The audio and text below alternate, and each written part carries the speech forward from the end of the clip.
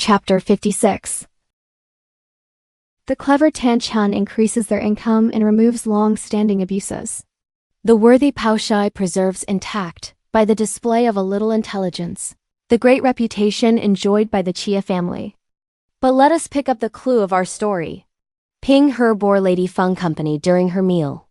Then attending to her, while she rinsed her mouth and washed her hands, she betook herself eventually to Tan-chun's quarters, where she discovered the courtyard in perfect stillness.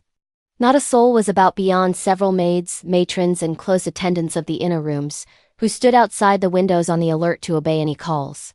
Ping-her stepped into the hall.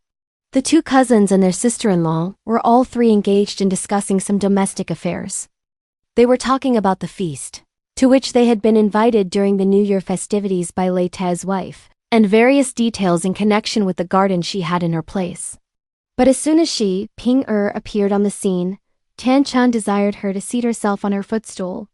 "What was exercising my mind," she thereupon observed, "confines itself to this.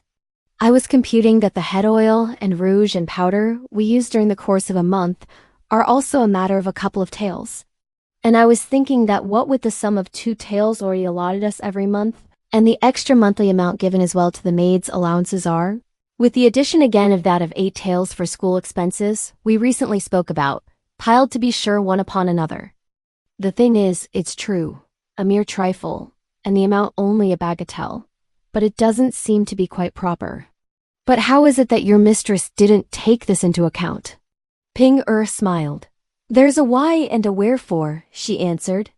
"All the things required by you young ladies must absolutely be subject to a fixed rule. For the different compradors have to lay in a stock of each every month, and to send them to us by the maids to take charge of, but purely and simply to keep in readiness for you to use.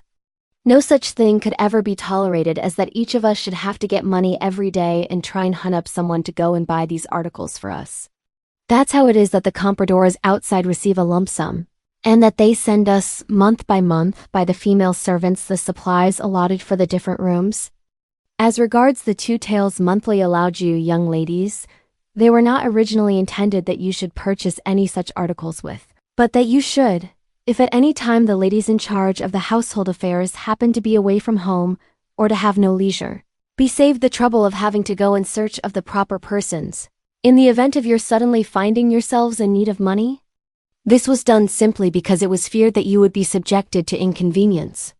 But an unprejudiced glance about me now shows me that at least half of our young mistresses in the various quarters invariably purchase these things with ready money of their own. So I can't help suspecting that, if it isn't a question of the compradors shirking their duties, it must be that what they buy is all mere rubbish." Tan-chun and Li Wan laughed. "You must have kept a sharp lookout to have managed to detect these things," they said. "But as for shirking the purchases, they don't actually do so. It's simply that they're behind time by a good number of days. Yet when one puts on the screw with them, they get some articles from somewhere or other, who knows where. These are, however, only a sham. For in reality, they aren't fit for use. But as they're now as ever obtained with cash down, a couple of taels could very well be given to the brothers or sons of some of the other people's nurses to purchase them with. They'll then be good for something. Were we, however, to employ any of the public domestics in the establishment, the things will be just as bad as ever. I wonder how they do manage to get such utter rot as they do." "The purchases of the compradors may be what they are," Ping-er smiled. "But were anyone else to buy any better articles, the compradors themselves won't ever forgive them. Besides other things, they'll aver that they harbor evil designs, and that they wish to deprive them of their post. That's how it comes about that the servants would much rather give offense to you all inside, by getting inferior things, and that they have no desire to hurt the feelings of the managers outside, by purchasing anything of superior quality. But if you, young ladies, requisition the services of the nurses, these men won't have the arrogance to make any nonsensical remarks. This accounts for the unhappy state my heart is in," Tan-chun observed. "But as we're called upon to squander money right and left, and as the things purchased are half of them uselessly thrown away, wouldn't it, after all, be better for us to eliminate this monthly allowance to the compradors? This is the first thing. The next I'd like to ask you is this. When they went during the New Year festivities to Lei Tai's house, you also went with them. And what do you think of that small garden as compared with this of ours? It isn't half as big as ours, Ping laughingly explained. The trees and plants are likewise fewer by a good deal. When I was having a chat with their daughter, Tan Chen proceeded, she said that, besides the flowers they wear and the bamboo shoots, vegetables, fish and shrimps they eat from this garden of theirs, there's still enough every year for people to take over under contract, and that at the close of each year there's a surplus and full of 200 taels. Ever since that day is it that I've become alive to the fact that even a broken lotus leaf and a blade of withered grass are alike worth money. This is, in very truth, the way wealthy and well-to-do people talk, Cao Xueqin laughed. But notwithstanding your honorable position, young ladies, you really understand nothing about these concerns. Yet, haven't you, with all your book lore, seen anything of the passage in the writing of Siho Futsu, throw not thyself away? I've read it, it's true. Tan Chen smiled.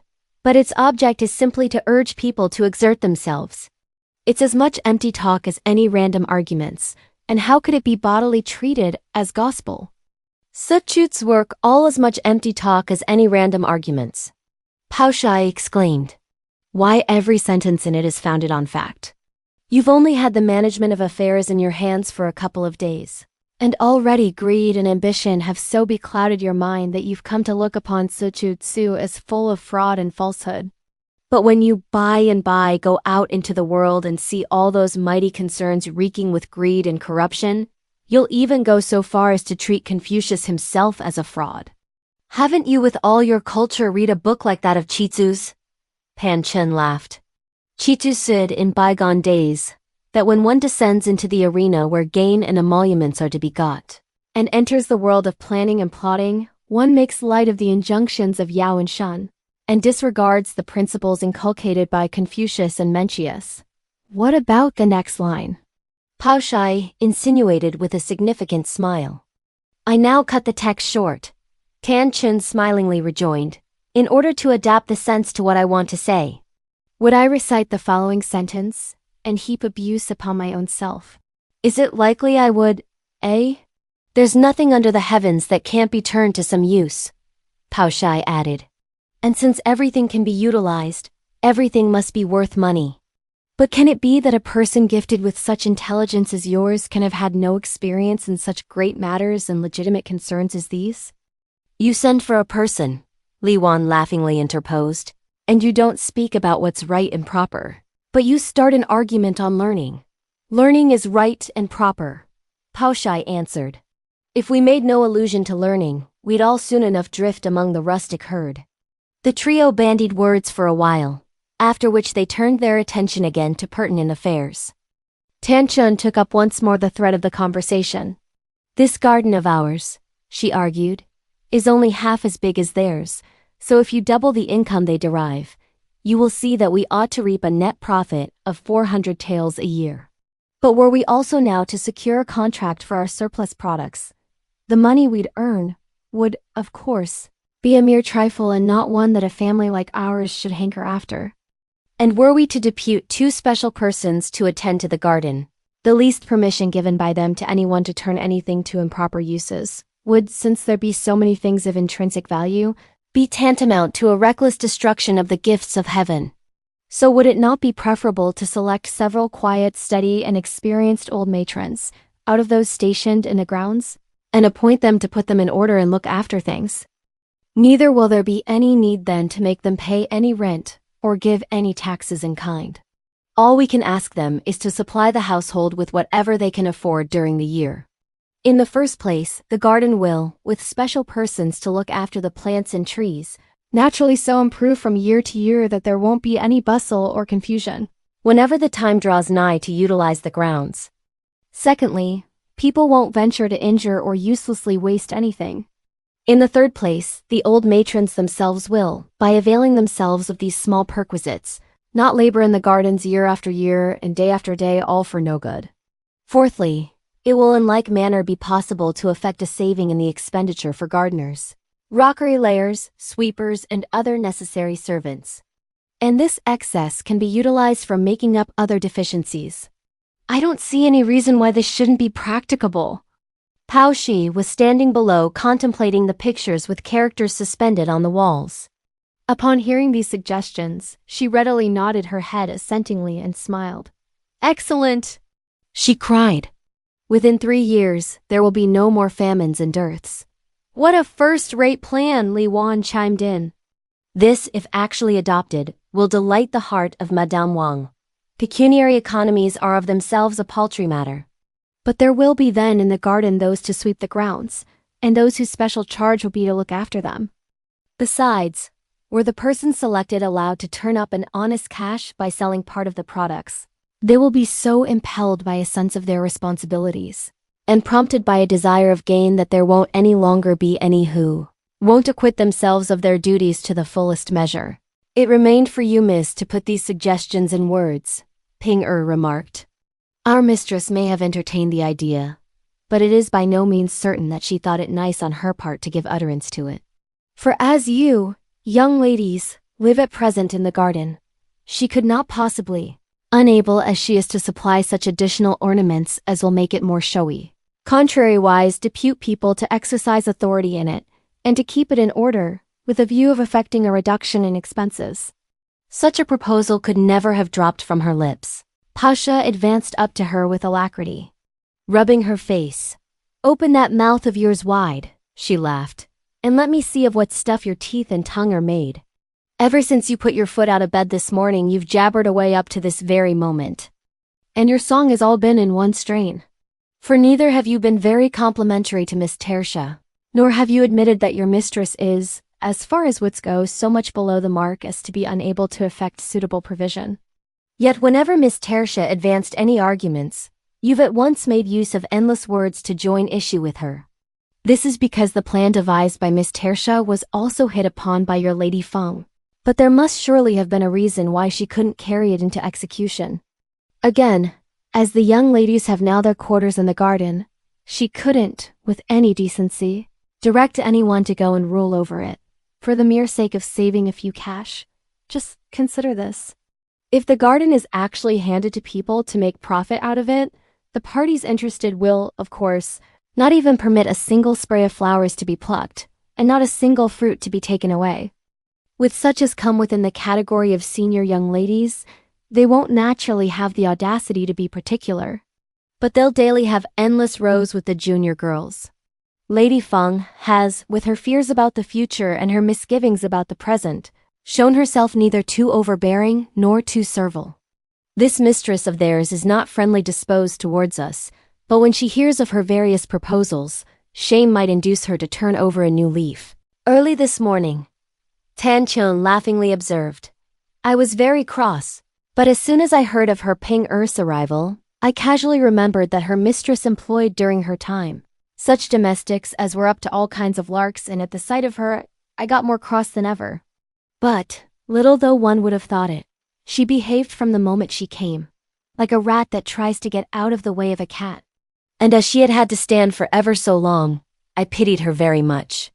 But she took up the thread of the conversation and went on to spin that long yarn of hers. Yet, instead of mentioning that her mistress treats me with every consideration, instead of mentioning that her mistress treats me with every consideration, she, on the contrary, observed, the kindness with which you have all along dealt with our Lady Miss has not been to no purpose. This remark, therefore, not only dispelled my anger, but filled me with so much shame that I began to feel sore at heart. And when I came to think carefully over the matter, I failed to see how I, a mere girl, who had personally done so much mischief that not a soul cared a straw for me and not a soul took any interest in me, could possess any such good qualities as to treat anyone kindly. When she reached this point, she could not check her tears from brimming over. Li Wan and her associates perceived how pathetically she spoke, and, recalling to mind how Mrs. Chow had always run her down, and how she had ever been involved in some mess or other with Madame Wang, on account of this Mrs. Chow, they too found it difficult to refrain from melting into sobs. But they then used their joint efforts to console her. Let's avail ourselves of this quiet day, they suggested, to try and find out how we could increase our revenue and remove abuses, so as not to render futile the charge laid on us by Madame Wang. What use or purpose is it to allude to such trivial matters? I've already grasped your object, Ping hastily ventured. Miss, speak out. Who do you consider fit? And as soon as the proper persons have been fixed upon, everything will be square enough. What you say is all very well, Hun rejoined. But it will be necessary to let your lady know something about it. It has never been the proper thing for us in here to scrape together any small profits. But as your mistress is full of gumption, I adopted the course I did. Had she been at all narrow-minded, with many prejudices and many jealousies, I wouldn't have shown the least willingness in the matter. But, as it will look as if I were bent upon pulling her to pieces, how can I take action without consulting her? In that case, Ping smiled. I'll go and tell her something about it. With this response, she went on the errand, and only returned after a long lapse of time. I said, she laughed, that it would be perfectly useless for me to go. However could Our Lady not readily accede to an excellent proposal like this? Hearing this, Tansy Heum forthwith joined Li Wan in directing a servant to ask for the roll, containing the names of the matrons in the garden and bring it to them. When produced, they all held council together, and fixing cursorily upon several persons, they summoned them to appear before them. Li Wan then explained to them the general outline of their duties. And not one was there among the whole company who listened to her, who would not undertake the charge. One said, If you confide that bamboo tree for 12 months to my care, it will again next year be a single tree, but, besides the shoots, which will have been eaten at home, I shall be able, in the course of the year, to also pay in some money. Hand me over, another one remarked, that portion of paddy field, and there will, during the year, be no need to touch any public funds on account of the various birds, large and small, which are kept for mere fun. Besides that, I shall be in a position to give in something more. Tan Chun was about to pass a remark when a servant reported that the doctor had come, and that he had entered the garden to see Miss Shi, so the matrons were obliged to go and usher the doctor in. Were there 100 of you here? Promptly expostulated Ping. You wouldn't know what propriety means. Are there perchance no couple of housekeepers about to push themselves forward and see the doctor in? There's Dame Wu and Dame Tan, the servant who brought the message replied. The two are on duty at the southwest corner at the accumulated splendor gate. At this answer, Ping allowed the subject to drop. After the departure of the matrons, Tan Chun inquired of Pao-ch'ai what she thought of them. Such as are diligent at the outset, Pao-ch'ai answered smiling, become remiss in the end. And those who have a glib tongue have an eye to gain. Tan Chun listened to her reply, and nodding her head, she extolled its wisdom. Then showing them with her finger several names on the list, she submitted them for the perusal of the trio. Ping speedily went and fetched a pen and inkslab. This old mother Xiachu, the trio observed, is a trustworthy woman. What's more, this old dame and her sons have generation after generation done the sweeping of the bamboo groves. So let's now place the various bamboo trees under her control. This old Mother Tang was originally a farmer, and everything in the way of vegetables and rice in and about the Daoshang village should, albeit they couldn't, planted as they are as a mere pastime, be treated in such earnest as to call for large works and extensive plantations, be entrusted to her care. For won't they fare better if she can be on the spot and tend them with extra diligence at the proper times and seasons? What a pity it is, Tan Chun proceeded smilingly, that two places so spacious as the Hangwu Garden and the Aihung Court bring no grit to the mill. Things in the Hangwu Garden are in a worse state, Li Wan hastily interposed. Aren't the scented wares and scented herbs sold at present everywhere in perfumery shops, large fairs and great temples, the very counterpart of these things here? So if you reckon up, you will find how much greater a return these articles will give than any other kind of product. As for the Aihung Court, we needn't mention other things, but only take into account the roses that bud during the 2 seasons of spring and summer. To how many don't they amount in all? Besides these, we've got along the whole hedge cinnamon roses and monthly roses, stock roses, honeysuckle and wisteria. Were these various flowers dried and sold to the tea and medicine shops, they'd also fetch a good deal of money. Quite so, Tan Chun acquiesced with a smile. The thing is that there's no one with any notion how to deal with scented herbs. There's Ying who waits on Miss Pao-ch'ai. Ping promptly smiled, Her mother is well versed in these things. It was only the other day that she plucked a few and plaited them, after drying them well in the sun, into a flower basket and a gourd, and gave them to me to play with. But miss, can you have forgotten all about it? I was this very minute speaking in your praise, Pao-ch'ai observed smiling. And do you come to chaff me? What makes you say so? Exclaimed the trio, in utter astonishment. It will on no account do, Pao-ch'ai added. You employ such a lot of people in here that they all lead a lazy life and have nothing to put a hand to. And were I also now to introduce some more, that tribe will look even upon me with utter contempt. But let me think of someone for you. There's in the Ihun court an old dame, yeah, she's Pei Ming's mother. That woman is an honest old lady, and is furthermore on the best of terms with our Ying-er's mother. So wouldn't it be well were this charge given to this dame, yeah? Should there even be anything that she doesn't know, there'll be no necessity for us to tell her. She can go straightway and consult with Ying-er's mother. And if she can't attend to everything herself, it won't matter to whom she relegates some of her duties. These will be purely private favors. In the event, too, of anyone making any mean insinuations, the blame won't fall on our shoulders.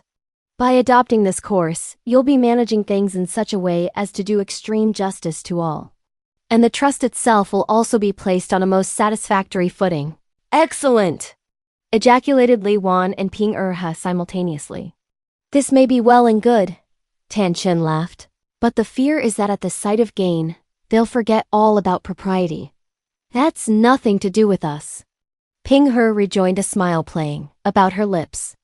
It was only the other day that Ying-er recognized Dame Ya as her adopted mother, and invited her to eat and drink with them, so that the two families are on the most intimate terms.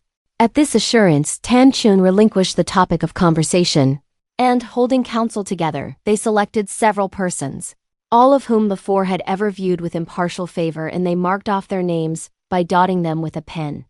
In a little while, the matrons came to report that the doctor had gone, and they handed the prescription. Their three mistresses then perused its contents. On the one hand, they dispatched domestics to take it outside, so that the drugs should be got, and to superintend their decoction.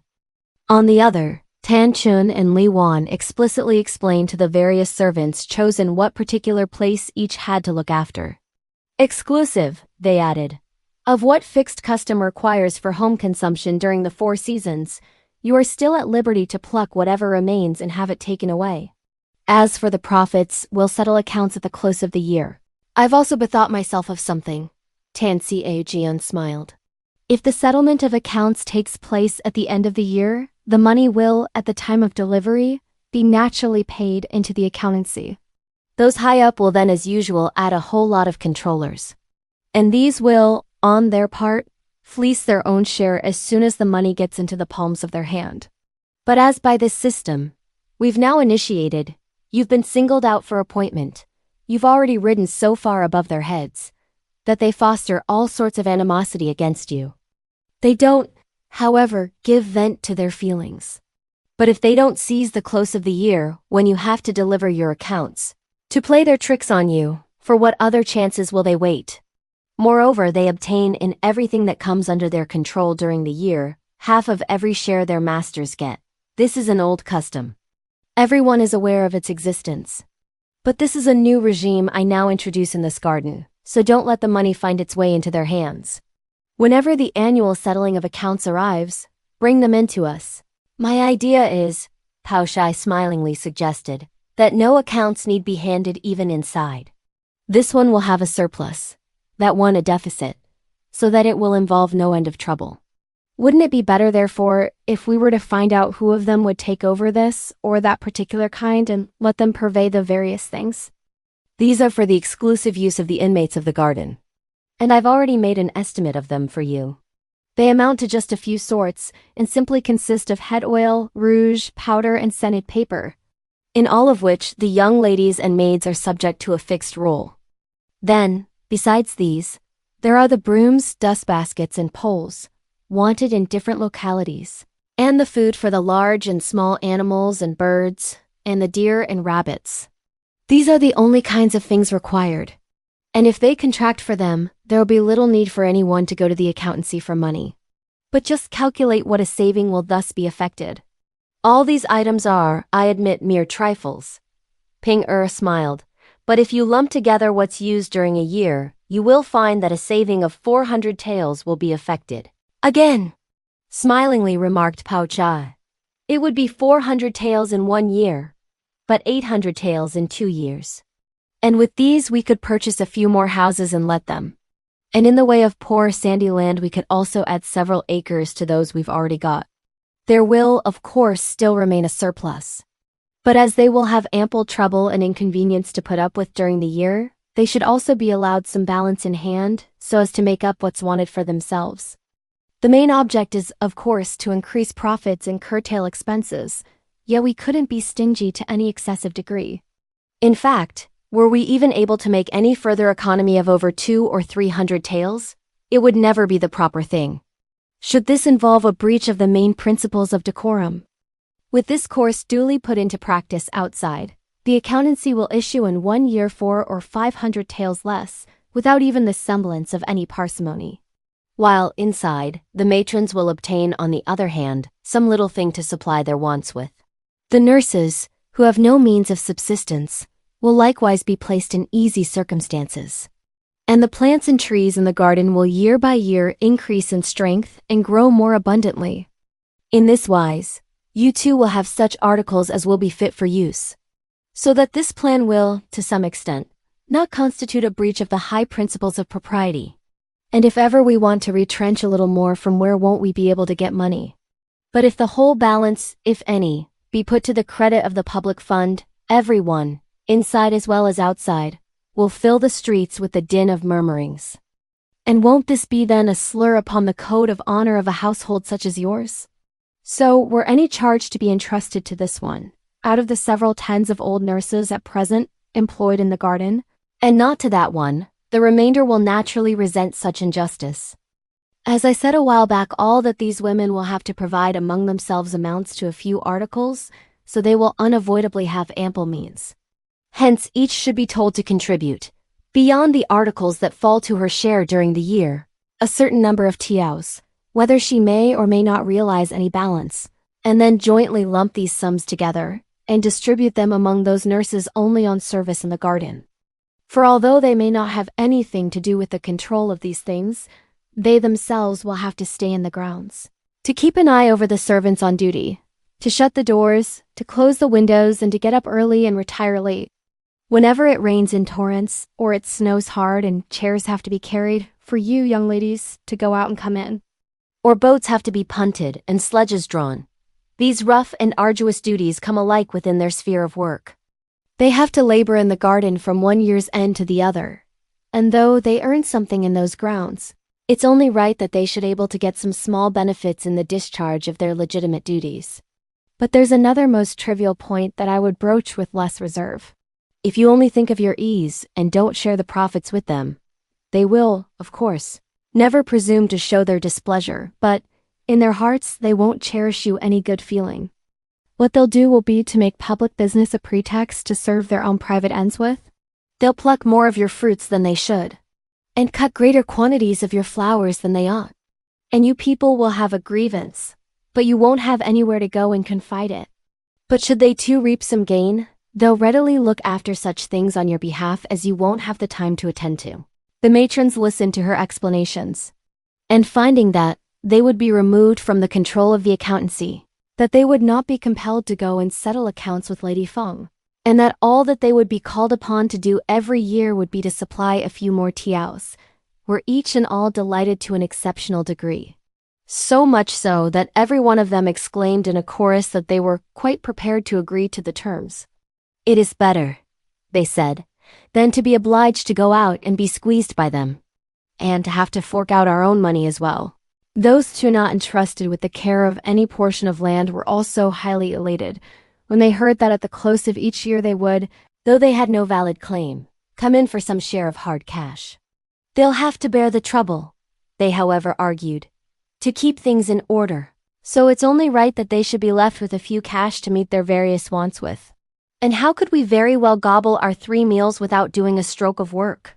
Worthy dames, Pao-ch'ai smiled. You mustn't decline. These duties are within your province, and you should fulfill them. All you need do is to exert yourselves a bit by day and night, and not be so remiss and careless as to suffer any of the servants to drink and gamble. That's all. Otherwise, I myself must have nothing to do with the control. But you yourselves know well enough that it's my aunt who appealed to me with her own lips 3 and 5 times to do it as a favor to her. Your eldest sister-in-law, she represented, has at present no leisure, and the other girls are young, and then she asked me to look after things. So if I now don't exceed, it's as clear as day that I shall be the cause of much worry to my aunt. Our Lady Feng herself is seriously ill, and our domestic affairs can't hang fire. I'm really with nothing to do, so were even a mere neighbor to solicit my help, I would also feel bound to lend her a hand in her pressure of work. How much more, therefore, when it's my own aunt who invokes my aid? Setting aside the way I'm execrated by one and all, how would I ever be able to stare my aunt in the face if, while I gave my sole mind to winning fame and fishing for praise, anyone got so intoxicated and lost so much in gambling as to stir up trouble? At such a juncture, remorse on your part will be too late. Even the old reputation you have ever enjoyed will entirely be lost and gone.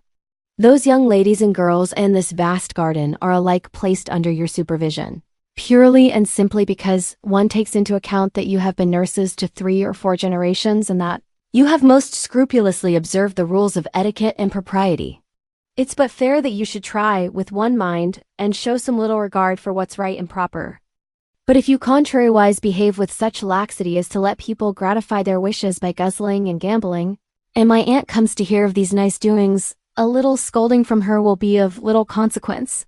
But if the various women who attend to the household get scent of the state of affairs, they will haul you over the coals, without even so much as breathing one single word beforehand to my aunt. And venerable people though you are, you will then, instead of tendering advice to young people, be called to account by them. As housekeepers, they exercise, it's true, authority over you. But why shouldn't you yourselves observe a certain amount of decorum? And if you do so, will they have any occasion to bully you?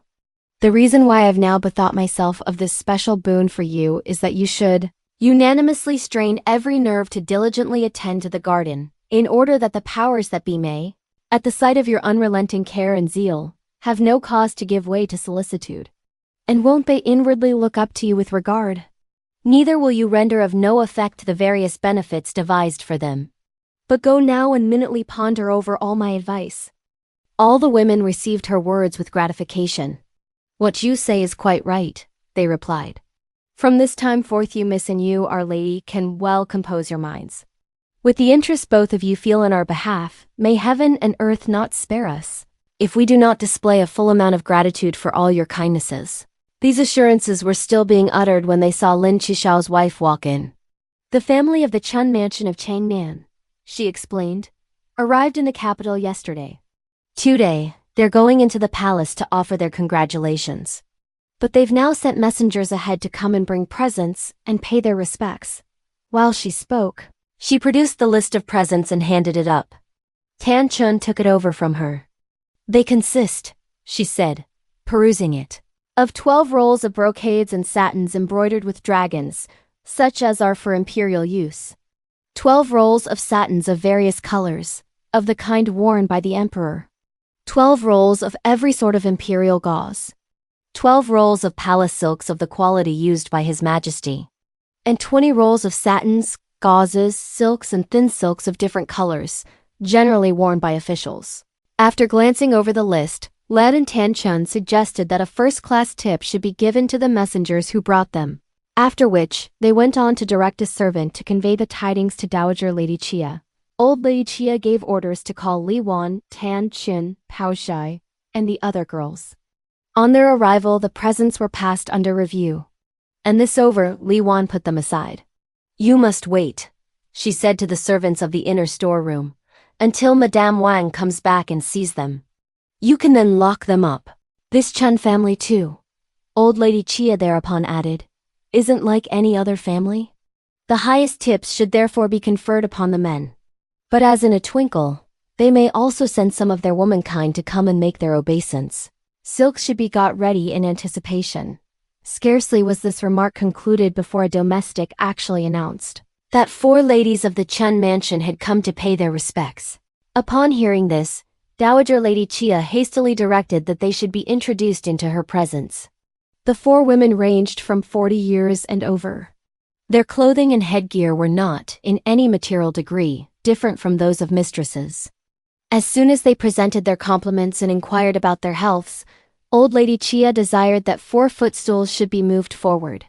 But though the 4 women thanked her for bidding them sit down, they only occupied the stools, after Pao-ch'ai had seated herself. "When did you enter the capital?" Old Lady Chia inquired. The 4 women jumped to their feet with alacrity. "We entered the capital yesterday," they answered. "Our lady has taken our young lady today into the palace to pay their homage. That's why she bade us come and give you their compliments, and see how the young ladies are getting on. You hadn't paid a visit to the capital for ever so many years," Dowager Lady Chia smilingly observed, "and here you appear now quite unexpectedly." The 4 women simultaneously smiled again. "Quite so," they said. "We received this year imperial orders, summoning us to the capital." "Has the whole family come?" Old Lady Chia asked. "Our old mistress, our young master, the 2 young ladies and the other ladies haven't come up," the 4 women explained. "Only our lady has come together with Miss Terija." "Is she engaged to anyone?" Old Lady Chia asked. "Not yet," rejoined the quartet. "The 2 families, that of your senior married lady, and that of your Lady Secunda are both on most intimate terms with ours, Dowager Lady," Chia smilingly added. "Yes, they are," replied the 4 women with a smile. "The letters received each year from our young ladies assure us that they're entirely dependent upon the kindness bestowed upon them in your worthy mansion for their well-being." "What kindness?" Old Lady Chia exclaimed laughingly. "These 2 families are really friends of long standing. In addition to this, they're old relatives, so what we do is our simple bounden duty. What's more in the favor of your 2 young ladies is that they're not full of their own importance. That's how it is that we've come to be on such close terms." The 4 women smiled. "This is mainly due to your venerable ladyship's excessive humility," they answered. "Is that young gentleman of yours too with your old mistress?" Old Lady Chia went on to inquire. "Yes, he has also come with our old mistress," the 4 women retorted. "How old is he?" Old Lady Chia then asked, "Does he go to school?" She afterwards inquired. "He's 13 this year," the 4 women said by way of response. "But all through those good looks of his, our old mistress cherishes him so fondly that from his youth up, he has been wayward to the extreme, and that he now daily plays the truant. But our master and mistress as well don't keep any great check over him. Yet, he can't resemble that young fellow of ours." Old Lady Chia laughed. "What's the name of your young gentleman?" "As our old mistress treats him just like a real precious gem," the quartet explained. "And as his complexion is naturally so white, her ladyship calls him Baoyu." "Here's another one with the name of Baoyu," Old Lady Chia laughingly said to Li Wan. Li Wan and her companions hastily made a curtsy. "There have been from old times to the present," they smiled, "very many among contemporaries and persons of different generations as well, who have borne duplicate names." The 4 women also smiled. "After the selection of this infant name," they proceeded, "we all, both high or low, began to give way to surmises, as we could not make out in what relatives or friends' family there was a lad also called by the same name. But as we hadn't come to the capital for 10 years or so, we couldn't remember." "That young fellow is my grandson," Dowager Lady Chia remarked. "Hello! Someone come here." The married women and maids assented and approached several steps. "Go into the garden," Old Lady Chia smilingly said, "and call our Baoyu here, so that these 4 housekeeping dames should see how he compares with their own Baoyu." The married women, upon hearing her orders, promptly went off. After a while, they entered the room pressing round Baoyu. The moment the 4 dames caught sight of him, they speedily rose to their feet. "He has given us such a start!" they exclaimed smilingly.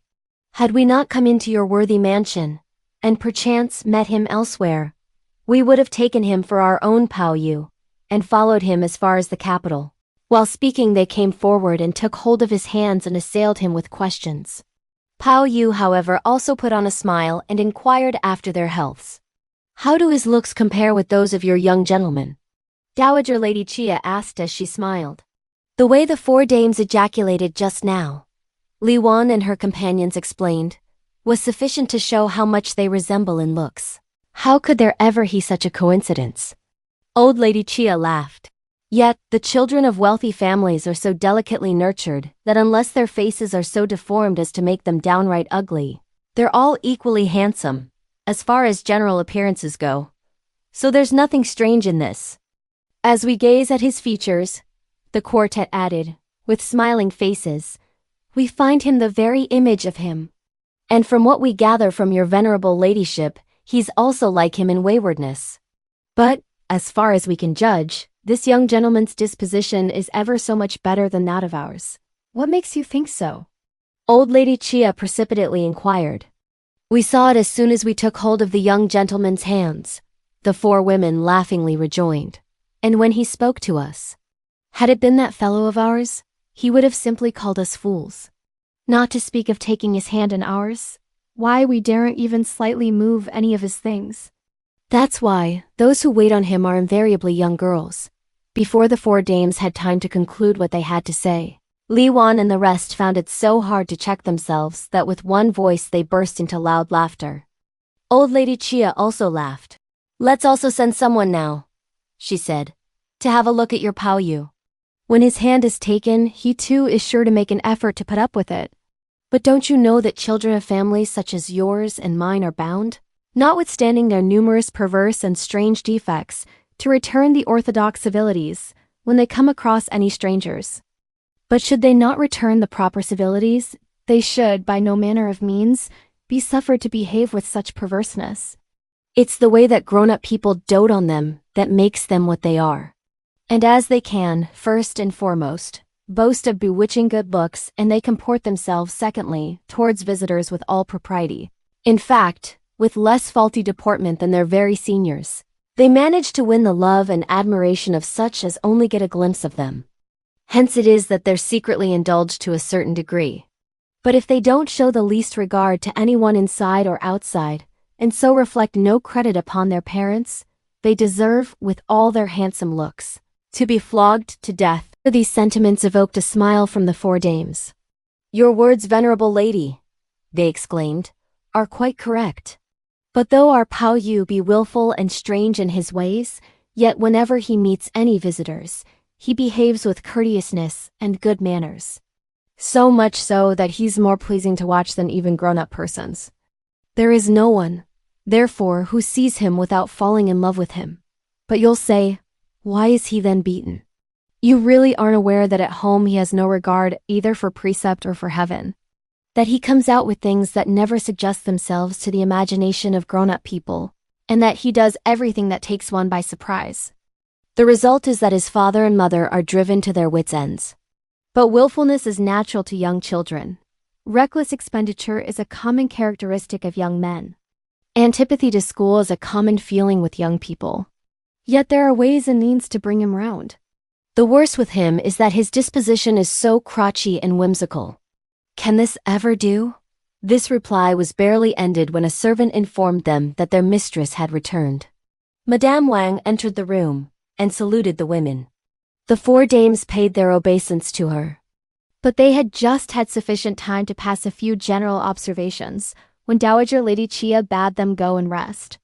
Madame Wang then handed the tea in person and withdrew from the apartment. But when the four dames got up to say goodbye, old Lady Chia adjourned to Madame Wang's quarters. After a chat with her on domestic affairs, she however told the women to go back. So let us put them by without any further allusion to them. During this while, old Lady Chia's spirits waxed so high that she told everyone and anyone she came across that there was another Baoyu, and that he was, in every respect, the very image of her grandson. But as each and all bore in mind that there were many inmates among the large households of those officials with official ancestors, called by the same names, that it was an ordinary occurrence for a grandmother to be passionately fond of her grandson, and that there was nothing out of the way about it, they treated the matter as of no significance. Baoyu alone, however, was such a hair-brained simpleton that he conjectured that the statements made by the four dames had been intended to flatter his grandmother Chia. But subsequently he betook himself into the garden to see how Xiangyun was getting on. "Compose your mind now," Xiangyun then said to him, "and go on with your larks. Once, you were as lonely as a single fiber which can't be woven into thread, and like a single bamboo which can't form a grove. But now you've found your pair. When you exasperate your parents and they give you beans, you'll be able to bolt to Nanking in quest of the other Baoyu." "What utter rubbish!" Baoyu exclaimed. Do you too believe that there's another Baoyu? "How is it," Xiangyun asked, "that there was someone in the Li state called Lin Xiangru, and that during the Han dynasty there lived again another person, whose name was Su Ma Xiangru?" "This matter of names is all well enough," Baoyu rejoined with a smile. "But as it happens, his very appearance is the counterpart of mine. Such a thing could never be." "How is it," Xiangyun inquired, "that when the Kaiwang people saw Confucius, they fancied it was Yang Huo?" "Confucius and Yang Huo," Baoyu smilingly argued, "may have been alike in looks, but they hadn't the same names." Lin and Su were again, notwithstanding their identical names, nothing like each other in appearances. But can it ever be possible that he and I should resemble each other in both respects? Xiangyun was at a loss what reply to make to his arguments. "You may," she consequently remarked, smiling. "Propound any rubbish you like. I'm not in the humor to enter into any discussion with you. Whether there be one or not is quite immaterial to me." "It doesn't concern me at all." Saying this, she lay herself down. Baoyu, however, began again to exercise his mind with further surmises. "If I say," he cogitated, "that there can't be one, there seems from all appearances to be one. And if I say that there is one, I haven't, on the other hand, seen him with my own eyes." Sad and dejected, he returned therefore to his quarters, and reclining on his couch, he silently communed with his own thoughts until he unconsciously became drowsy and fell fast asleep. Finding himself, in his dream, in some garden or other, Baoyu was seized with astonishment. "Besides our own garden of Broad Vista," he reflected, "is there another such garden?"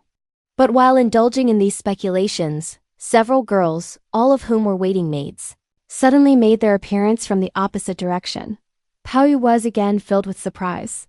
"Besides Yuan Yan, Shijin and Ping Er," he pondered, "are there verily such maidens as these?" "Baoyu," he heard that company of maids observe, with faces beaming with smiles, "how is it you find yourself in here?" Baoyu labored under the impression that they were addressing him. With hasty step, he consequently drew near them, and returned their smiles. "I got here," he answered, quite listlessly. "What old family friend's garden is this, I wonder? But sisters, pray, take me for a stroll." The maids smiled with one consent. "Really," they exclaimed, "this isn't our Pao-ch'ai. But his looks too are spruce and nice. And he is as precocious too with his tongue." Baoyu caught their remarks. "Sisters," he eagerly cried, "is there actually a second Baoyu in here?" As for the two characters Pao-ch'ai, the maid speedily explained. "Everyone in our house has received our old mistress and our mistress injunctions to use them as a spell to protract his life for many years and remove misfortune from his path. And when we call him by that name, he simply goes into ecstasies at the very mention of it. But you, young brat, from what distant parts of the world do you hail that you've recklessly been also dubbed by the same name? But beware lest we pound that frowsy flesh of yours into mincemeat." "Let's be off at once," urged another maid as she smiled. "Don't let our Baoyu see us here and say again that by hobnobbing with this stinking young fellow, we've been contaminated by all his pollution." With these words on her lips, they straightway walked off. Baoyu fell into a brown study. "There's never been," he mused, "anyone to treat me with such disdain before. But what is it, in fact, that induces them to behave towards me in this manner? May it not be true that there lives another human being the very image of myself?" While lost in reverie, he advanced with heedless step until he reached a courtyard. Baoyu was struck with wonder. "Is there actually," he cried, "besides the I-hung court another court like it?" Spontaneously then ascending the steps, he entered an apartment, in which he discerned someone reclining on a couch. On the offside sat several girls busy at needlework, now laughing joyfully, now practicing their jokes. When he overheard the young person on the couch heave a sigh, "Baoyu," smilingly inquired a maid. "What, aren't you asleep? What are you once more sighing for?" "I presume it's because your sister is ill that you abandon yourself again to idle fears and immoderate anguish." These words fell on Baoyu's ears and took him quite aback. "I've heard grandmother say," he overheard the young person on the couch observe, "that there lives at Chang'an, the capital, another Baoyu endowed with the same disposition as myself." I never believed what she told me. But I just had a dream, and in this dream I found myself in a garden of the metropolis where I came across several maidens, all of whom called me a stinking young brat, and would have nothing whatever to do with me. But after much difficulty, I succeeded in penetrating into his room. He happened to be fast asleep. There he lay like a mere bag of bones. His real faculties had flown somewhere or other, whither it was hard for me to say. Hearing this, "I've come here," Baoyu said with alacrity, "in search of Baoyu." "And are you, indeed, that Baoyu?" The young man on the couch jumped down with all haste and enfolded him in his arms. "Are you verily Baoyu?" he laughingly asked. "This isn't by any means such stuff as dreams are made of." "How can you call this a dream?" Baoyu rejoined. "It's reality. Yea, nothing but reality." But scarcely was this rejoinder over, than he heard someone come and say, "Our master, your father, wishes to see you, Baoyu." The two lads started with fear. One Baoyu rushed off with all dispatch. The other promptly began to shout, "Baoyu, come back at once! Baoyu, be quick and return." Shijin, who stood by Baoyu, heard him call out his own name in his dreams, and immediately gave him a push and woke him up. "Where is Baoyu gone to?" She laughed. Although Baoyu was by this time aroused from sleep, his senses were as yet dull, so pointing towards the door, "He's just gone out," he replied. "He's not far off." Shijin laughed. "You're under the delusion of a dream," she said. "Rub your eyes and look carefully." "It's your reflection in the mirror." Pao-ch'ai cast a glance in front of him, and actually caught sight of the large inlaid mirror, facing him quite opposite, so he himself burst out laughing. But, presently, a maid handed him a rinse-bouche and tea and salt, and he washed his mouth. "Little wonder is it," Chia ventured, "if our old mistress has repeatedly enjoined that it isn't good to have too many mirrors about in young people's rooms. For as the spirit of young persons is not fully developed, there is every fear, with mirrors casting their reflections all over the place, of their having wild dreams in their sleep." "And is a bed now placed before that huge mirror there? When the covers of the mirrors are let down, no harm can befall." "But as the season advances, and the weather gets hot, one feels so languid and tired, that is one likely to think of dropping them?" "Just as it happened a little time back." "It slipped entirely from your memory." "Of course, when he first got into bed, he must have played with his face towards the glass. But upon shortly closing his eyes, he must naturally have fallen into such confused dreams that they thoroughly upset his rest." "Otherwise, how is it possible that he should have started shouting his own name? Would it not be as well if the bed were moved inside tomorrow? That's the proper place for it." Hardly had she, however, done before they perceived a servant, sent by Madame Wang to call Baoyu. But what she wanted to tell him is not yet known. So, reader, listen to the circumstances recorded in the subsequent chapter. Thanks for watching. Please like the video and subscribe to the channel for more excellent content.